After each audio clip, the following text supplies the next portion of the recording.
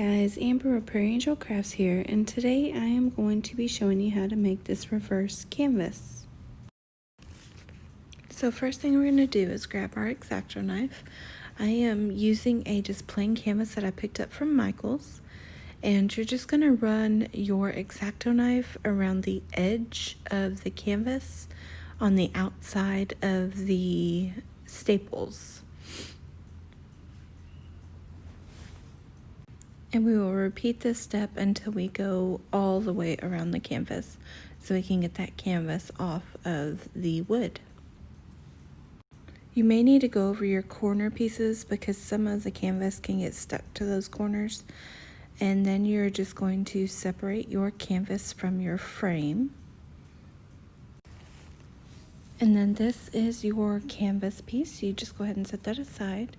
And now on our frame, what we're going to need to do is take a flathead screwdriver and just pry up all the extra staples. Once you get all the staples to where they're almost out, just kind of use your needle nose pliers and just go around and grab each staple out. Okay, so now we are ready to paint. I'm going to use just normal acrylic paint. You can stain the wood if you want, but for this look, I chose to go ahead and just paint it with a normal acrylic paint. Be sure to get the inside of the frame as well. And now we're just going to let that sit and dry and work on our canvas. Okay, so now I have my canvas and I have already pre-cut my heat transfer vinyl and just kind of position it on there the way you want, and then we're going to head over to our heat press. Okay, so now my heat press has already been preheated to 320. I am going to press this like I would a normal t-shirt at 320 for about 15 to 20 seconds. If you don't have a heat press, you can easily use an iron. Just make sure you put it on your hottest setting.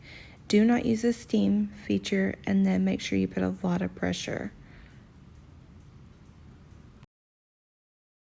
Now we are ready to put our frame on. I went ahead and did a little bit of paint splatter to this.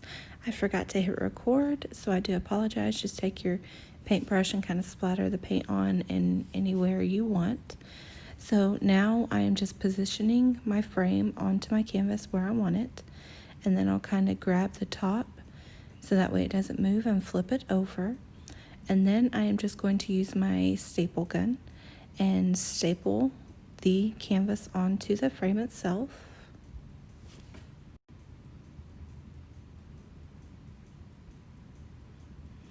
And when I get to this other side, I am going to kind of pull it tight and staple it in each area so that way the canvas is nice and tight on the frame itself.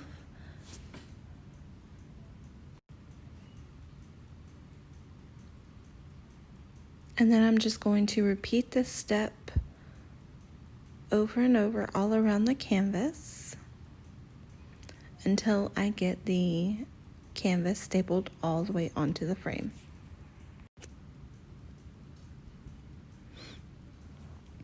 Okay, so now the canvas is stapled to my frame.